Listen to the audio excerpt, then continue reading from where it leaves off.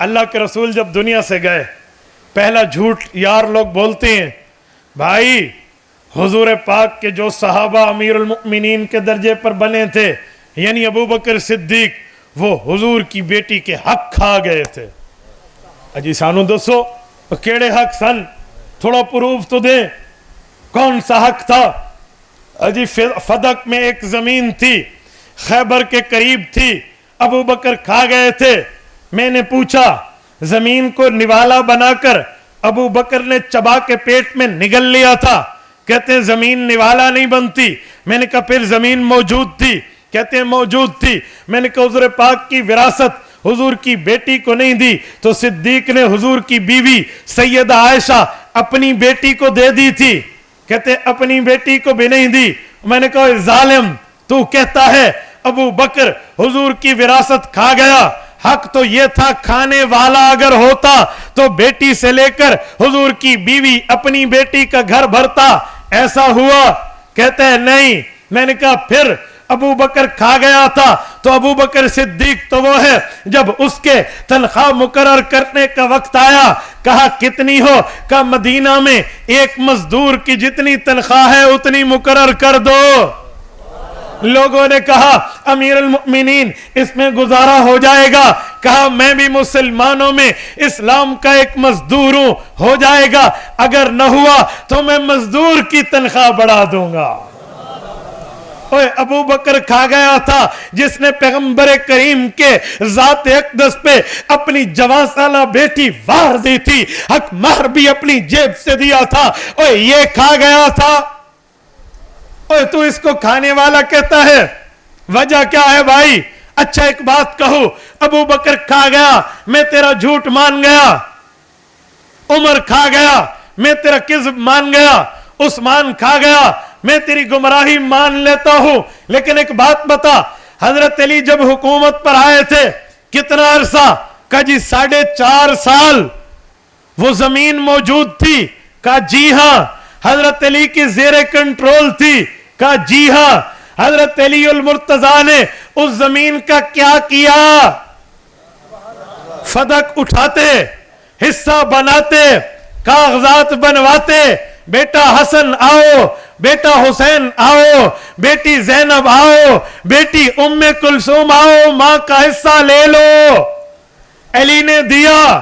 کہا جی نہیں. میں نے کہا کیوں؟ وجہ. اچھا آگے چلتا ہوں. امام حسن حکمران وقت بنے؟ کہا جی بنے. حضرت امام حسن 6 ماہ خلیفہ رہے؟ کہا رہے. زمین تھی یا اوپر پانی چڑھ گیا تھا؟ کہ نہیں زمین تھی. فدق موجود تھا؟ جی تھا.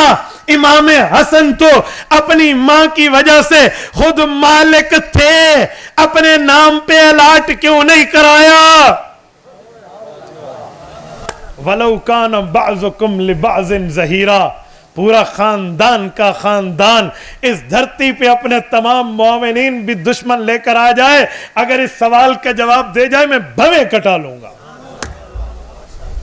حضرت علی نے بھی یہ زمین کیوں نہیں لی؟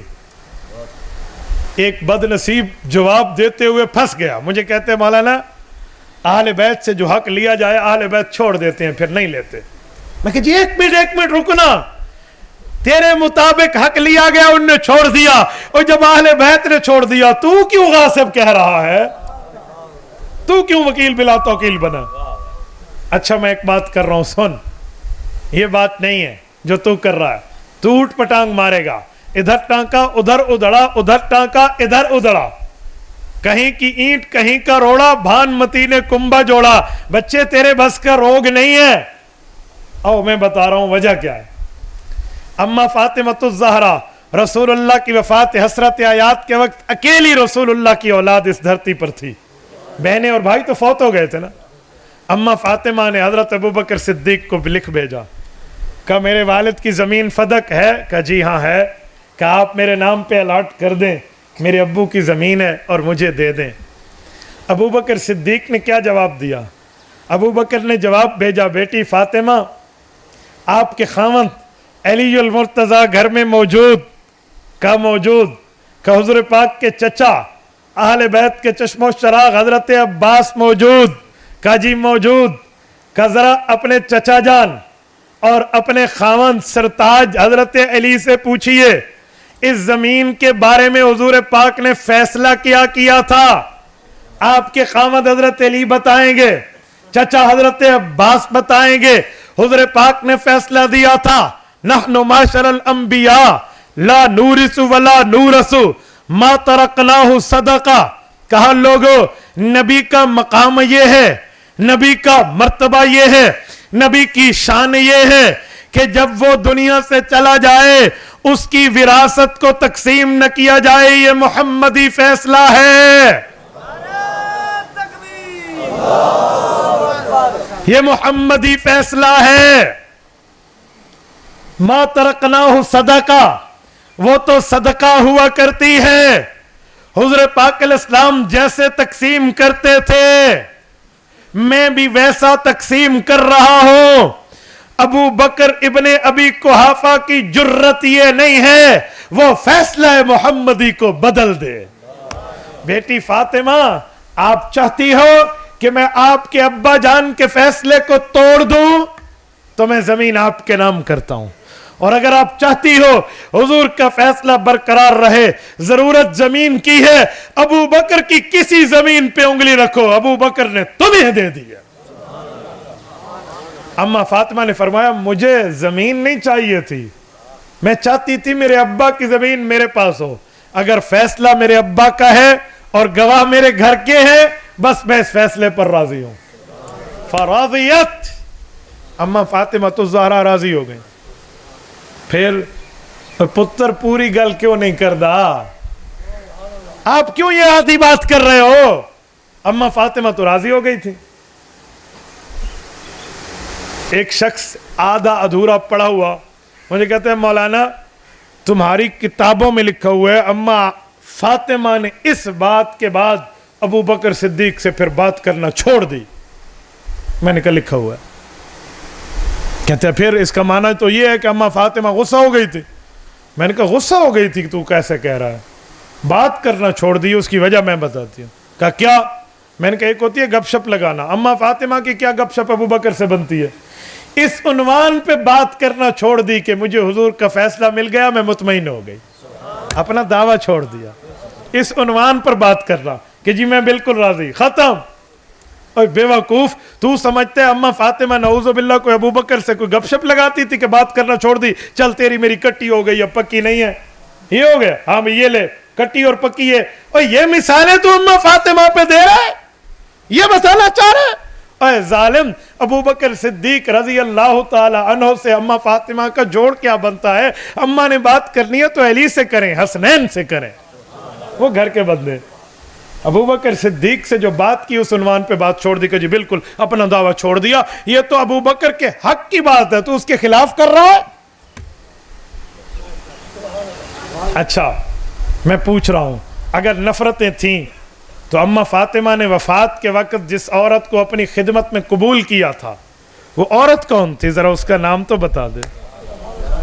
تو نہ دس دے گل پوری ہو جانی ہے۔ کہتے ہیں اس کا نام اسماء بنت امیس تھا رضی اللہ عنہا، انہا اسلمت اولا بعد خدیجہ رضی اللہ عنہ۔ میں مان گیا، ٹھیک ہو گیا، اسماء بنت امیس تھی، یہ اما فاطمہ کی خدمت کرتی تھی وفات تک کا۔ جی ہاں، یہ کس کی بیوی تھی؟ نہیں سمجھے، کس کی بیوی تھی؟ اور کتابوں میں یہ بھی تو لکھا ہوگا، اس کے شوہر کا نام تو بتا دے۔ یہ تو جعفر الطیار کی بیوی تھی۔ میں نے کہا تو کسی زمانے شہید ہو گئے تھے، جب اما فاطمہ کی خدمت میں آ رہی تھی اسماء، اس وقت کس کی بیوی تھی اور کس خامد نے اس بیوی کو بھیجا تھا؟ اب تیرے منہ سے نہیں نکلے گا، اہل حق بتائیں گے یہ ابو بکر صدیق کی بیوی تھی۔ ابو بکر کی گھر والی جا کر اما فاطمہ کی خدمت کر رہی ہے۔ اگر تیرے بات سچی بن جائے کہ ابو بکر حق کھا گیا تھا تو اما کہتی چل پھٹا کھا، میں تے نہیں لینی خدمت۔ میں سمجھانے کے لیے کہہ رہا ہوں، جو آیا نا کہ آپ خدمت میں جی میں تے نہیں لینی پھٹا کھاؤ، اما نے تو یوں نہیں فرمایا۔ اما نے تو حضرت اسماء بنت امیس کو قبول فرمایا، اپنی خدمت میں قبول فرمایا، تو اس کا معنی ابو بکر کو اما فاطمہ سچا سمجھتی تھی۔